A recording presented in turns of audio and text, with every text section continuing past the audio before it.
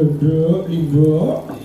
Aku lan kowe sak kanca cakrane ngrat sowan meneh ana ngarsane Purwarga Ageng Desa Seragi, Kecamatan Sukorejo, Kabupaten Ponorogo. Iya Pak. Iki ujug kabule apa wayangan yang tengah dalan ngarep desa. Kabeh Purwarga Ageng Desa Seragi munjuke rasa syukur ana ngarsane Gusti Allah Ta'ala lantaran kanikmatan kang ditampa kabeh warga Seragi. Mula bengi iki ngadani ya kuwi adicara bersih desa. Bersih desa. Wong syukur ki carane maneka warna, ana sing ngucape hamdalah, ana sing nempelke baduke yang lemah. Ning kuwi syukur secara individu atau perseorangan. Mbah-mbahe dhewe biyen gaweke acara syukur secara massal, acara bersama-sama ya kuwi bersih desa atau bersih dusun. Ngono. Jaman biyen sawise panen raya ngono kae. Angger parike wis do garing, do ditutu, masak bareng-bareng, do bacaan bareng-bareng. Sadurunge bareng-bareng padha ndonga bebarengan karo sing gawe ya Allah. Matur nuwun lantaran bumi Seragi kula sak anak putu kula saged gesang lantaran tanam tuwuh ingkang tuwuh mapan wonten bumi Seragi. Ndonga bareng-bareng ngucapke syukur ana ngarsane Gusti. Nilai-nilai kegotong royongan, persatuan lan kesatuan uga mapan ana kene no. Ngono. Yen ngono simbah-simbah dhewe biyen elok luar biasa. Weh, blak. Kyai biyen kowe wah cerdas kono. Piye supaya anak putune rukun, anak putune ora lali syukur karo sing gawe urip. Ndak tahun pisan ngadani acara bersih desa. Bersih desa, resik-resik desane. Ora mung resik-resik secara kasat mata, ning uga ngresiki batine. Apura ing apura karo tangga teparo, lung tinulung bantu binantu. Ya Pak. Melu dudumo muga-muga sak umure awake desa kene kabeh warga Ageng Desa Seragi. Kini kabeh pinaringan rahayu slamet wilujeng. Amin. Gampang golek sandang pangan, pinaringan bagas waras jinanggung dening Gusti kang murbeng jagat. Amin amin amin amin. Hasbunallah wa ni'mal wakil.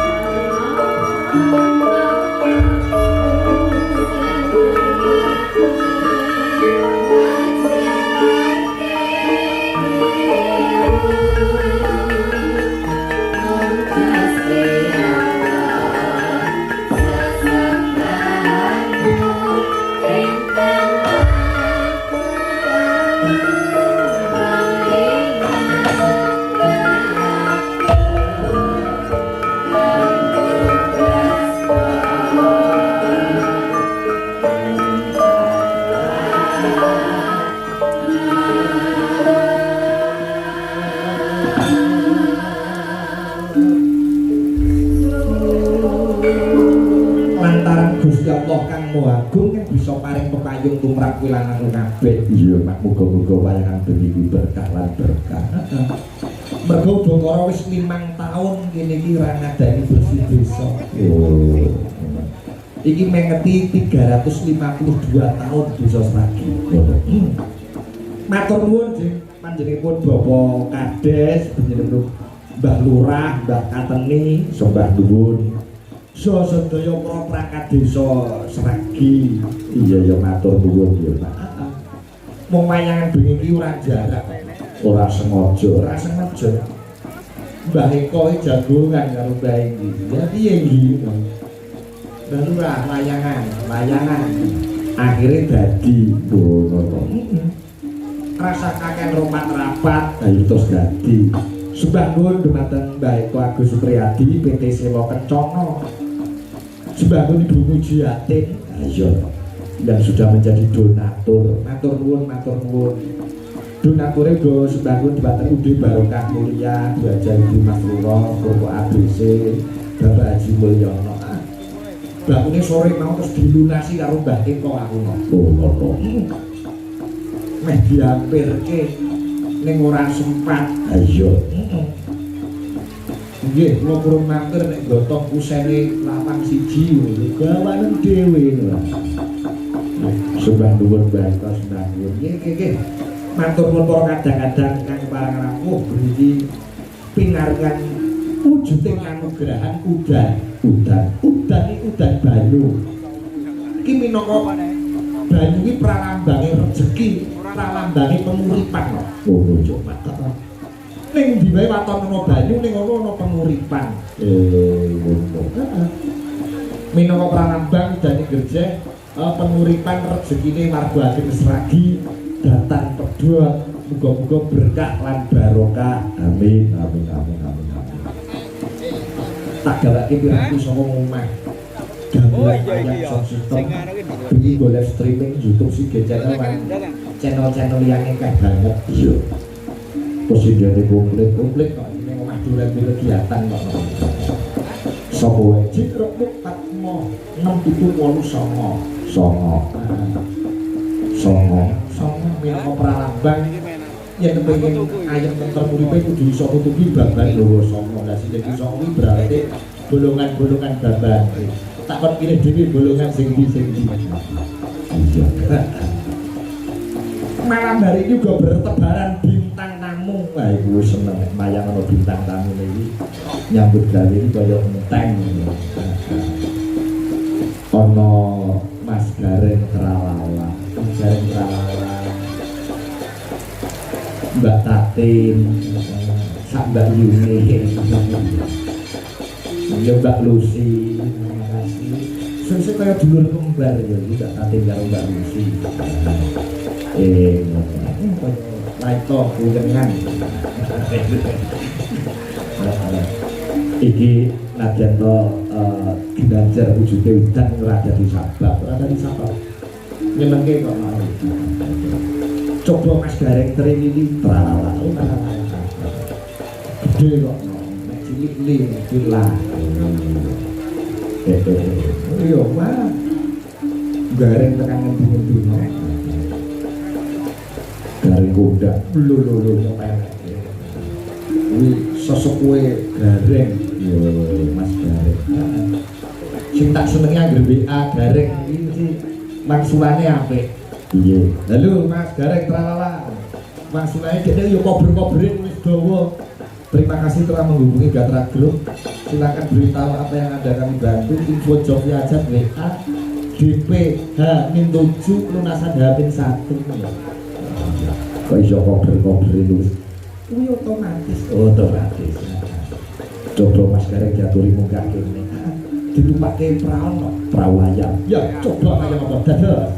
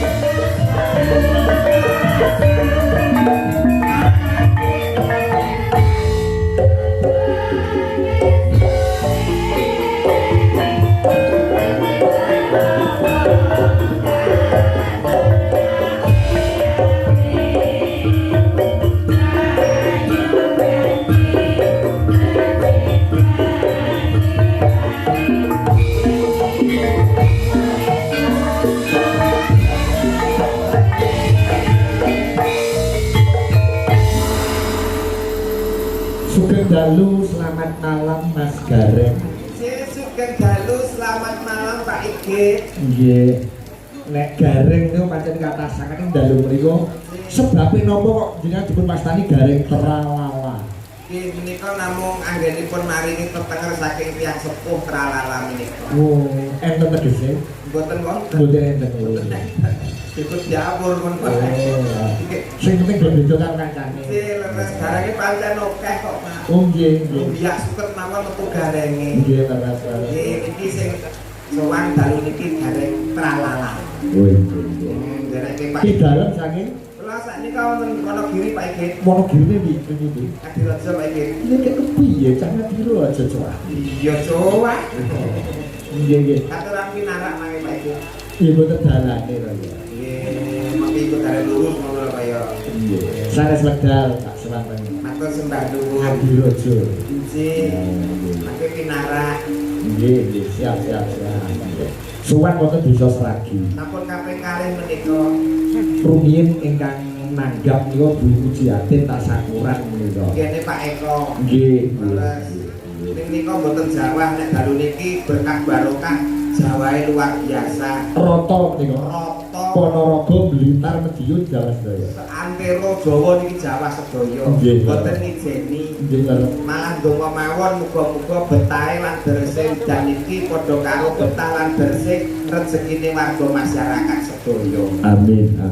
Iki berkah utawi deres lan betahe rezekine Pak Igit sak rombongan. Amin. Ya Rabbal Alamin. Siji gawe loro gawe uga memperingati hari jadi desa yang ke-352.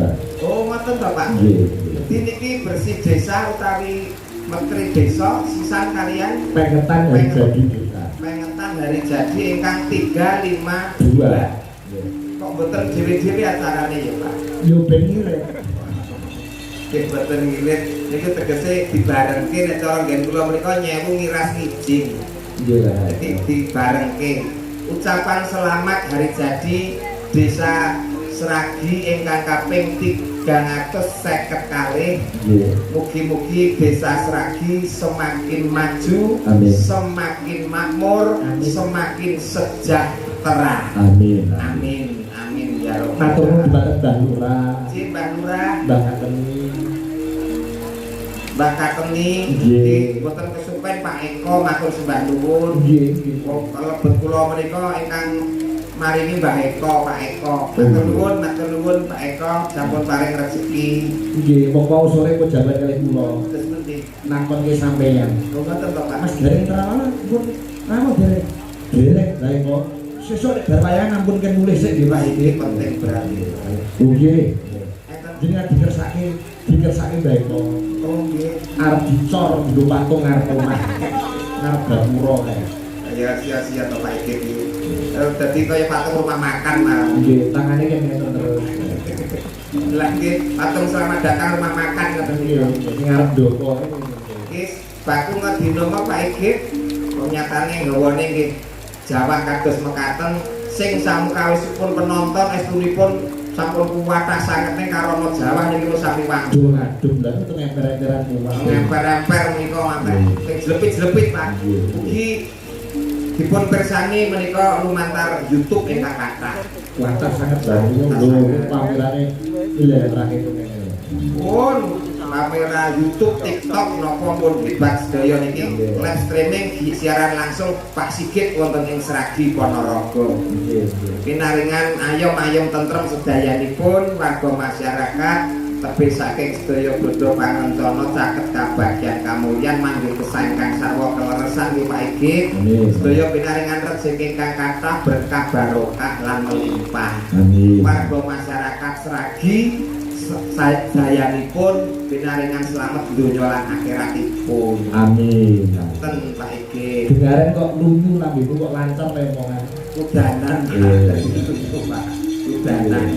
Mboten ijen. Mboten ijen Wonten Mbak Lucy. Mbak Lucy kalian Mbak Tatin Titot. Nggih. Mbak Lucy rumiyin ingkang. Oh, ngaten. Nggih. Monggo. Jumeneng mriki Mbak Lucy. Aja ninggal aku trimo bonceng. Iki kanthi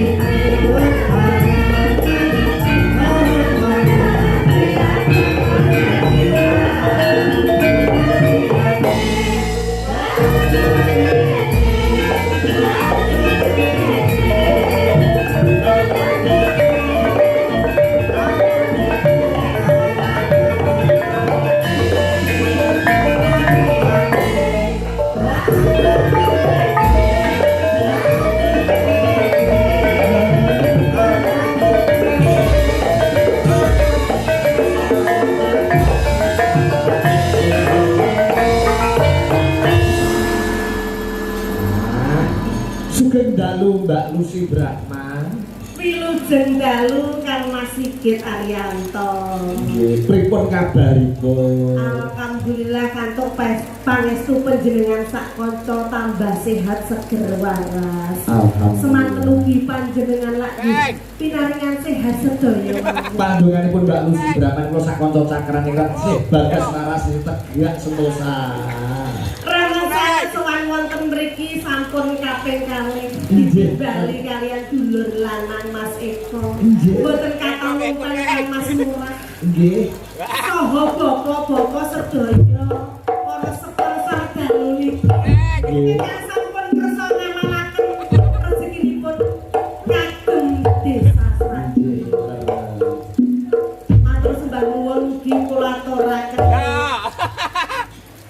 Dumateng sinten menika para rawuh khususnya para undangan menika wonten dari kecamatan juga dari polsek dari Koramil Sukoharjo nggih wis pokoke kathah saking dinas ugi rawuh mboten kathah lumpen salam sungkem kula dumateng masyarakat desa Sragi. Sugeng pinanggih malih mugi tansah seger waras dayanipun. Amin. Nderek dedonga mugi-mugi bibar inggih purwa menika saged kinabulan ingkang dipun suwun masyarakat desa Sragi. Desane ayem tentrem dipun tebihaken saking sedaya sengkala ingkang dumugi. Desane tambah maju. Para perangkate khususnya Pak Lurah lan kanca-kanca perangkat tansah diparingi kelancaran lan kesehatan. Dumateng Budewan Mas Eko wis pokoke matur suwun yang tak terhingga. Lantaran dionya kita wis dilidir saged sowan mriki. Ya Iki kok koyo mati apa ngono rek to. Ketika Mbak Lucy ora disawang iman-iman lho Pak Igit ngeten iki. Lah kok iman-iman piye? Madhep mriku wae bokonge. Pak, sugeng karo Pak Igit. Pepanggihan malih wonten Sragi Pak Igit. Ya ampun, bokonge Pak Igit. Iya. Gede sisih. Kowe ngani Mbak Lucy cacat berarti. Mboten cacat.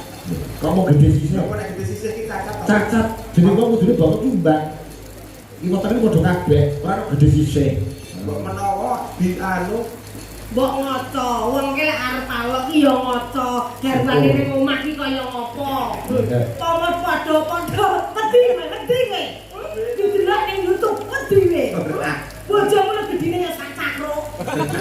Iya ya. Bojone garek gede, Mbak. Alah. Jenengan riko lho mboten percaya. Iya. Assalamualaikum tatak-tatak, Pak. Heeh. Mas gareng wonten jero iki dasteran. Heeh. Ngene mlakune. Piye mlakune? Plak. Ngono kuwi. Kok ana plok-plok apa ana sing keplok dhewe. Lah duka itu wedi kok. Bojoku lek obah ono plok-plok. Bojoku lagi sikatane muni plok-plok. Kaya iya bener. Hah? Genah. Genep ra genep piye? Iki kae sing kae Dope mati sisih. Ora tak tambake tak benake. Ora enek bojo kok dok mati sisih. Ngarani bojoku PC ngono to. Ora bojone Mas Gareng iki piye ngedrap ya. Iki lho masih sing wis PC. Aku rono. Kuwi bojone Mas Gareng piye kowe nyambut tamu. Mesem terus. Mas Gareng konten iki mesem terus. Aku rono. Pak iki lho saksine. Guyu, bojoku kowe guyu terus gendeng Pak. Amin. Amin. Bojoku guyu ae. Apa nambah tenan. Jebule wedi karo bojone. Lah Pak Apa kuwi? Jabulane wedi karo bojone. bojo kula nek nesu mekrok lho Pak. Apa le? Oke lemune kok pendang dino kula ganti jongkel Pak ngerno bunga omah nglawangi sesak kok Pak. Dalu iki sing rawuh niku luar biasa pokok niku youtuber dari manapun ada, baik dari Facebook, TikTok, YouTube, elok apa lewat media massa. Jadi ngeten Pak Igit, nadyanto wonten lokasi kahanane Jawa sing nonton boten kados wingi, ning ingkang wonten YouTube menika melimpah penonton Pak. Melimpah. Tegese warga masyarakat Sragi ugi memberikan yang namanya hiburan untuk yang di luar sana melalui channel YouTube, TikTok dan lain-lain. Nggih, kan wonten segi channel sudah 2.400. Loh, 2.400. Itu baru segi channel dari channel Mbak Lucy. Nah, channel Lucy itu ya. Itu 7.000. Susuk telu. Niki kagem warga masyarakat Sragi. Nggih Pak Buko niku teng mriki remanane sing nyemak-nyemak riye. Laras napa Pak? Hiburan-hiburan. Oh jadi kan ikan paderan mriki wong cilikane sampeyan Lah nggih mriki. nggih cilikan kula teng mriki tapi nggih sak jog jumblek kok udah ditanggap mriki. Sowan makane kula remen sanget saged sowan para pepundan Sragi niku wonten Pak Lek kula nggih wonten Pak Leke sapa iki jenenge Mas Eko. SD-ne teng mriki. Boten. Iki kula SMA. SMA. Nggih, numpang teng mriki. Pas ayu-ayune. Kok tenan Pak body wis ngono. Sakit cilik ketenggangane wis ngleang. Masih saiki kula niku nggih langsing lho sak jane. Semono iki langsing. Lah. Lah bobote sampeyan niku pinten to, Pak? Jenengan iki piye to? Kok iso rumasane aku semene lemu iki bobot kuwi kur 45. Lah. Mari kleru ngelokne aku lemu kuwi 45. 45. 45 ini bagian tengen, bagian kiwa nggih 45. Kan ben ora cacat aku duaden to Pak iki. Iki Tak kira 45 badule tok. 45 sikile. Sikile. Badule niku 72. Wah, buat Niki diaturne sing napa riye? Mari bawa riye. nggih, mari bawa riyen, Mbak. Iya to. Digandrung dipangan to kaya ngene Krak. Kaya wujute kaya ngene. Bareng jejer aku mbek Mbak Tatin tak ngek wiket kok. Kok kaya tanggapan nyangking anak cuwi. Ternyata gowedhe kula gede. Betul mriku lho Pak Igit. Mriku Mbak Tatin, mriku Mbak Lucy, kula teng tengah. Nyemil. Wis kaya nonton wayang melu mboke, Pak. Nggih, sebangun niku dirawi Pak Isnani SPD anggota DPRD fraksi Nasdem. Matur nuwun Pak Is. Nika Budewan Dirawu. Budewan, terima kasih rawuhipun. Jadi niki lho, seorang wakil rakyat yang benar-benar menyatu dengan masyarakat. Jadi eling budaya saka masyarakat, sedaya juga untuk masyarakat. Seperti ini mengambil banyak beliau. Jadi masyarakatnya duwe gaya apa, syukuran apa, tetap beliau menyempatkan diri untuk rawuh. Zaman kula sik sekolah masih gitu, mriki niku banjir setiap hari banjir dan jalannya itu luar biasa. Berkat dewan-dewan berasal dari Sragi terutama Bu Eko dan beliau Pak Isnaini Sedoyo niku wah dalane mulus. Alhamdulillah. Mulus setiap tahun pasti banjir. Alhamdulillah. Mbak Lurah nggih ubet tok. Mbak Lurah yo Jet. Asmane Mbak Lurah lho. Sapa Mak? Mbak Sopo. Mbak Kateni. Mas Ngateni. Oh, Pak Kateni. Apa tegese Ngateni piye ta? Tegese Kateni.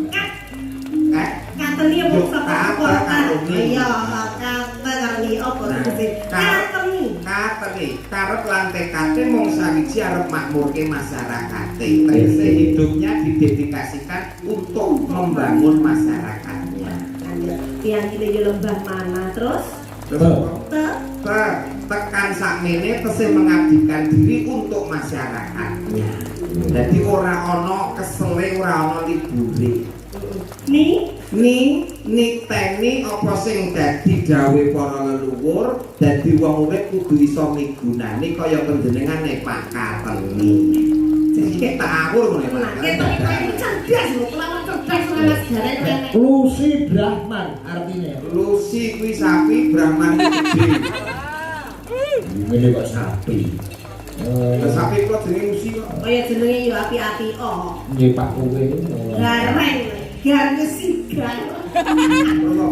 Gareng yo wis kaya pinggir bladar.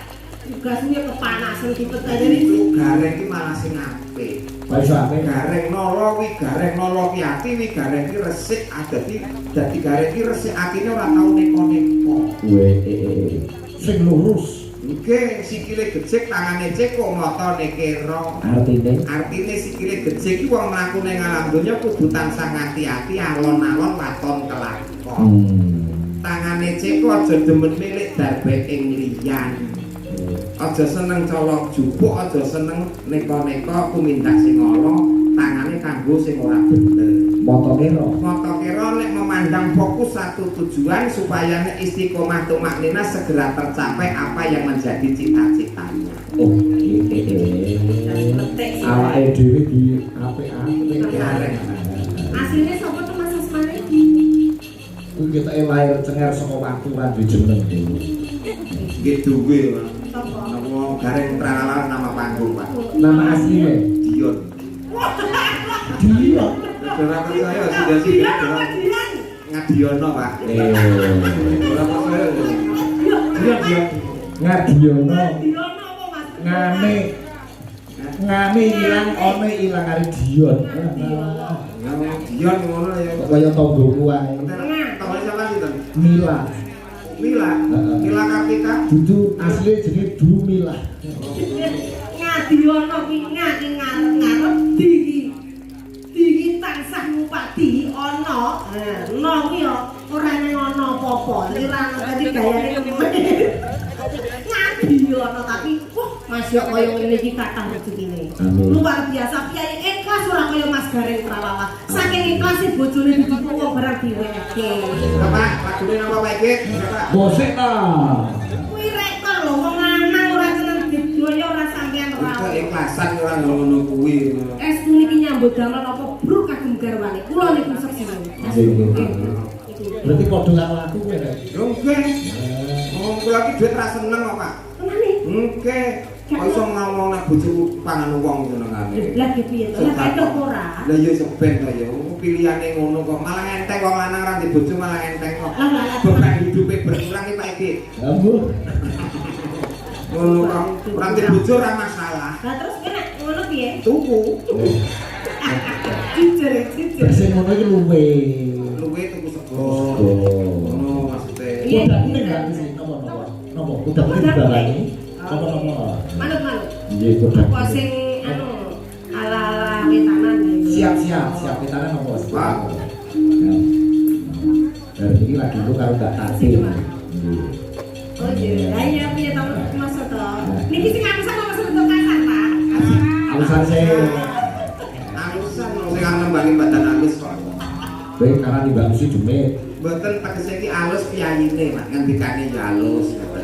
Sesi deman riyen mawon nggih. Oh iya. Kang Rekto Kyai Jawa Timur. Mbah Sukron Mbah Surono. Sukron Surono. Remenane Kyai Ponorogo. Nggih. Pinten?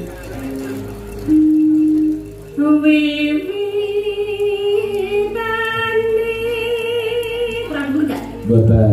Pak. Iku nek kurang dhuwur gareng di ganjel kancane. Balik nek, kowe kan gandrung to? Heeh. Sesi deman kan cinta sing delik-delikan. Nggih. Wewi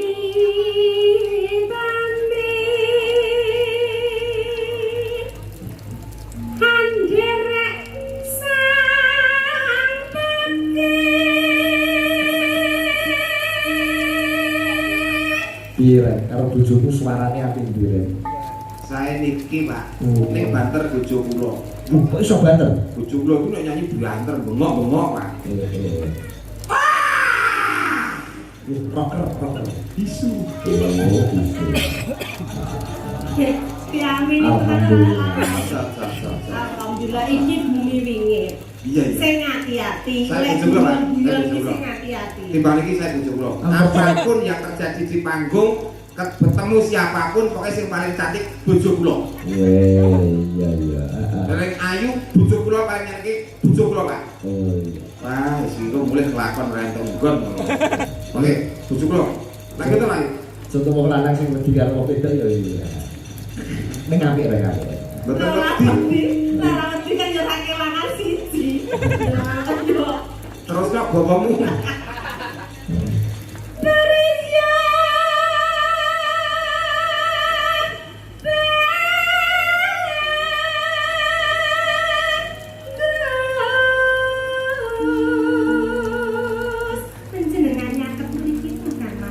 wong asu. Dan mboten pinanggih kados pundi. Kapan rasane atiku wong asu? Kok sing mesra kok gak iso. Kuwi level lho iki. Dadi nek saya iki ayu. Ayu biasa ya piye? Iki dadi azu. Kita bisa sak dure azu apa? Azu.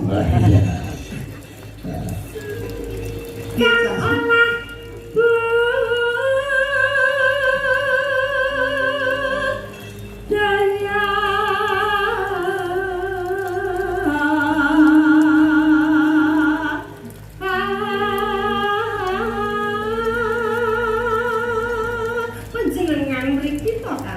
iya, wis cedak banget iki apa kurang cedak ta Haji? Kados pundi to penggalih panjenengan niku? Kula rina kelawan wengi niku tansah mateng panjenengan. Tenan kuwi. Aku arep dahar iki sing katon ana piring yapa rupane. Berarti kok karo wong lanang rupak-rupake. Lho kuwi yo basa rupake Pasuryan. Pasuryan panjenengan. Berarti gedhe tresnamu. Estu Kang Mas. Kuwi nek mak kula lek dalu badhe babuk niku wonten bantal niku ketok gambar panjenengan. Sangkik cintamu ning Terus mekaten. Kula niku mlampah sak mlampah wonten dalan niku nggih ketawis pasuryan panjenengan nggih Mas. Katon-katonen mergo tresno. Kula niki lek enjing itu weteng kula mules. Kula mlebet wonten ing kamar mandi ningali kloset niku nggih wonten rupane panjenengan. Dadi saking tresnane lho. Saking tresnane wis nganti ning kamar mandi ning kloset iki. Tapi mosok kloset Pak iku Pak. Ya ora, ya jroning kloset kuwi lho. Lha wong ini nyawang kloset jare kaya raiku ngene iki lha nek raiku kloset kono lagi ndodok ya tak jambak ngono lho. Tapi pikirane lak piton ya piton. Iya, mosok rajane kloset lho Pak iki. Mbak Lucy ora iso dijambak. Lah nyapa ora iso dijambak? Sorene mak. Ya liyane ya bis lentek iso to ya. Wong lanang kok tibane kloset. Apa sing tak sembur itu. Iki omong apa lho? Ayo terus ke. Ayo. Kok kloset Sowan ae. Sowan menyang kutha Gadhe. Panjenengan persani nika lho. Kok wonten lintang kalian rembulan. Panjenengan boten pengen mudhun. Oh, kena jagate mendung udan kok PC nih Pak Dewi. Iya. Tujuan karo sing ayu-ayu kuwi. Iya. Bisa ketemu Mbak Tatin karo aku siyo-siyo. Iya ayo. Lintang karo bulan kae. Nika lho Kang. Iya. Jenengan pendekatan. Nanti kan jenengan tresno kalian kula. Terus sih. Terus. Kowe diberarti Mbak Lucy modian. Tapi niki mesti lho lek kula rayu niku nyepelekke. Kali kula niku sadake mboten tak srep. Oh. Gak iso romantis. Oleh karo wedok ora iso romantis kok Pak. Sebabe. Yo orang di jiwa romantis. Nek karo lanang. Amin. Ora.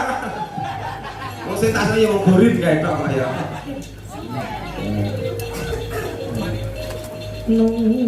Bandara terus kayung yo jebule iso nyuwara. Iya. Ya juragan sound system kok ya. Sound system isih. Pasti, Pak. Ora kok dol. Lah kula nggih nglayani musik jadul-jadul niku. Jare rusak. Nggih rusak ning kula nggih, Pak. Nek dari kula dandani. Weh. Ora bisa ngeten iki. Pengen mireng swatene sang. Suarane semu piye to?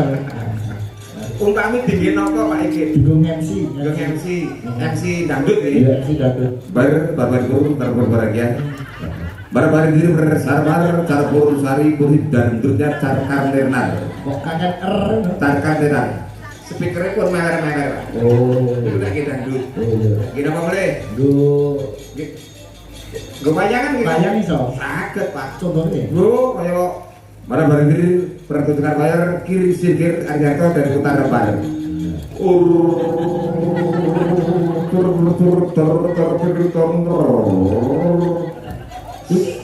Layak kok murah payu.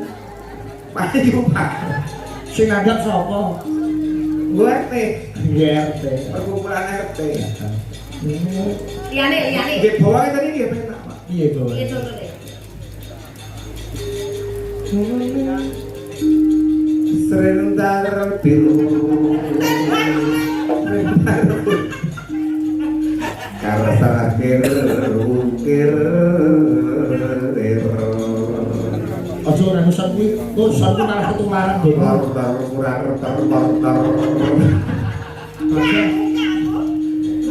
Kangge son iki mau lho Mas sing apik Pak. Kangge sone Pak Igit iki lho. Lah jane kok ijo le, kok Pak Sigit piye soal Pak Sigit? Sone Pak Igit elok. Mereke Sony. Ndi yo nusan merek Sony. Kaya sing pake pansot di PP udah. Oh. Kangge sone Pak Igit nggih. Nggih, nggih. Swara kurang permono. Sanmu. Ora itu aja. Ojo, tak oblong sampe. Neng Sanmu karo Pak Sigit penak sanmu. son kula pe payu. Nggo turnamen. Neng wasis